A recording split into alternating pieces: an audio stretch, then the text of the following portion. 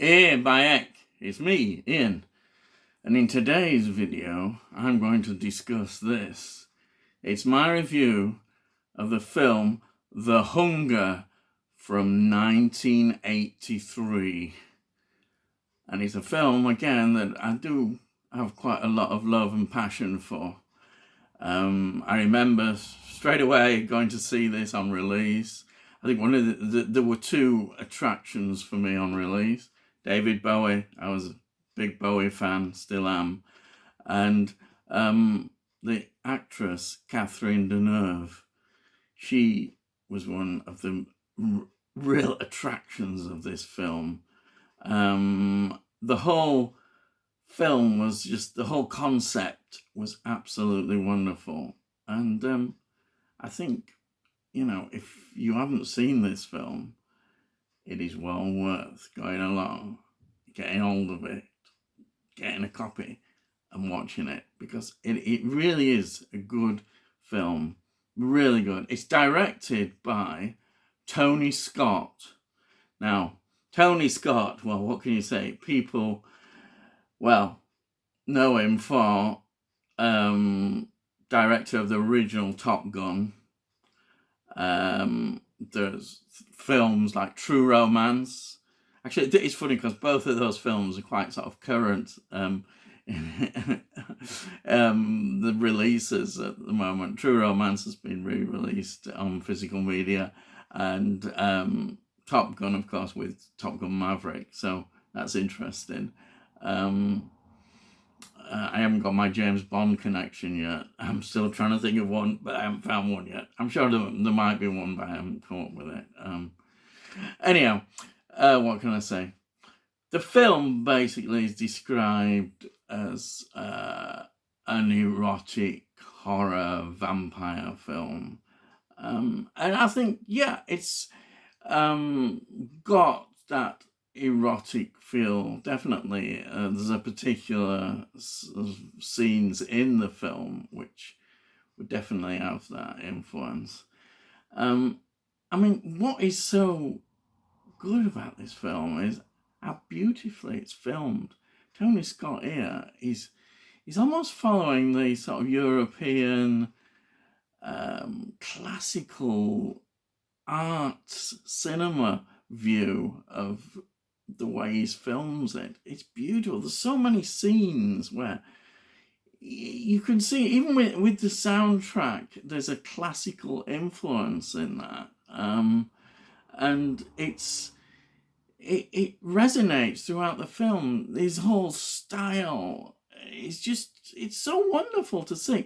And I think, when you see Catherine Deneuve, she's like a classic French beauty. You look at her and you see class. It's just something special of that kind of actress from French cinema. You just see it, and there she is. She shines so big in this film. You see her and you think, oh my heck, she's a real grand lass, I'll tell you do say. And then David Bowie is perfect. I mean, another thing, Bowie's film career is interesting because he doesn't give bad performances. I'm sure there's some people saying, what about this and that? But no, he's perfect in this film. I love, actually, the way this film starts. It's got a favourite track of mine from a group, Bauhaus, who doing Bela Lugosi's Dead. And then they went, yeah, boom, boom. Anyhow, there it is. It's great because at the start of the film, we see them as a couple going out, meeting other couples, and that is the way that they feed on the blood that keeps them going. I mean, this film ultimately is about the difference between eternal life but with no eternal youth. That is the question. And we haven't seen that really in some vampire films. It's a nice take, again, and I think it just adds to the intrigue of this. It comes from a Lee Strieber novel of the same name, and it's such an interesting concept about vampires, and it just adds another layer to how good this film is. And I haven't mentioned Susan Sarandon as well. She is really good.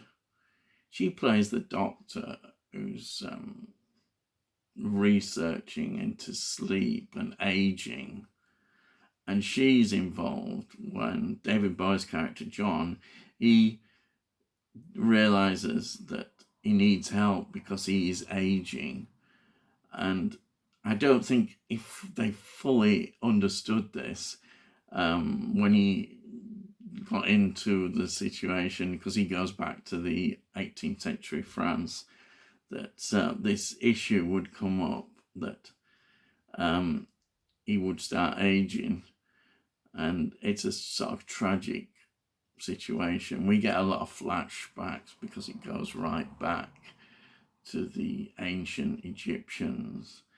I mean, she's been around a while, this lass, I'll tell you. And unfortunately, she's been throughout the years looking for more companions and the same fate. And one of the most telling scenes, as you see, I don't want to give too much away, but there's a scene when we see all the various coffins of all these former companion lovers, and there's something very tragic about it all. And it's filmed again so beautifully, the way you see it, you can feel the emotion, the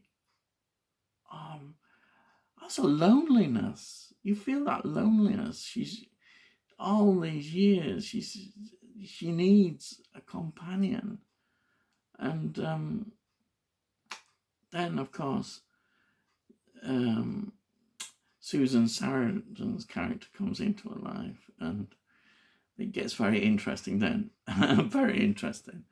And I say that the whole, you get an erotic feel as well to it. We see various things which are a bit naughty, but anyhow, but it's really grand. It is, it's I say, beautifully done, tastefully done. I think the only criticism you might have, and I noticed this on reviews, I don't mind it, but apparently the studio were not happy with the original ending, so it was filmed again. It's not a big, it's just, is the ending perhaps too downbeat? I don't know. Is it too ambiguous? A lot of people, critics, well, yeah, as I say, they weren't exactly very happy with the film. I don't think they understood it at all, but to be honest, I don't mind it at all. I love the film. I'm biased. You know how biased I am. I only talk about things that I really love, and that's how I am. And that's how I'm going to be. And I'll just give you a few more plugs on this. Yeah, it's a great film. As I say, see it, watch it. Now, this is a nice cover. And we've got that. But, now this is the big but. Can't we have a 4K release, please? I know, you're going here saying it again. Yeah, but the reason is, there's hardly any extras. All there is on here is just a commentary. I'd like a lot more extras. I like the full treatment, please. Arrow or somebody, come on, do this. It's time, it's done. It's a Tony Scott film, so you'd have thought people might be just interested, boutique labels, in doing something. And this stands out. I think it would get even more love from people, as it should do.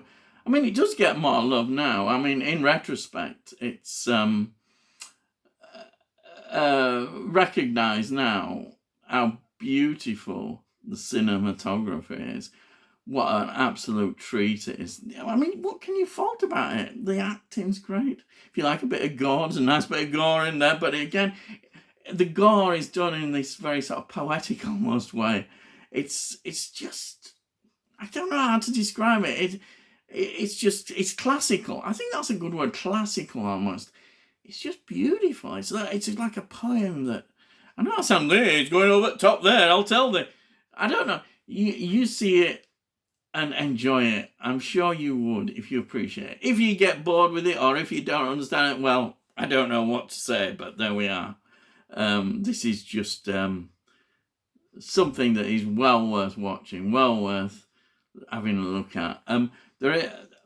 It became popular amongst the goths and the band Bauhaus. Now, I'll just show you here. This was one of the CDs that they produced, Bauhaus, which has it's called the Bela Lugosi Sessions, and it's got Bela Lugosi's Dead on it.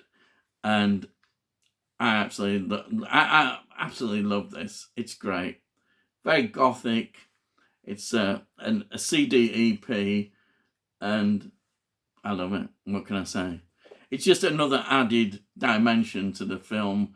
I say, when I went to see it, I was into the music. What else can I say? But, here it is. There it is. So, I think that's it. I think, I go on and on. I'm sure there's loads of stuff I could have perhaps talked about and missed. But, what a cast, what a film. Get this and watching it. Hey, bike, it's really grand. Anyhow, so, all I've got to say now is, if you enjoy me babbling on like this, subscribe, and if you like it, give it a like. Might enjoy it, give it a like. And then, all I've got to say is, I'll see thee, and I'll see thee again.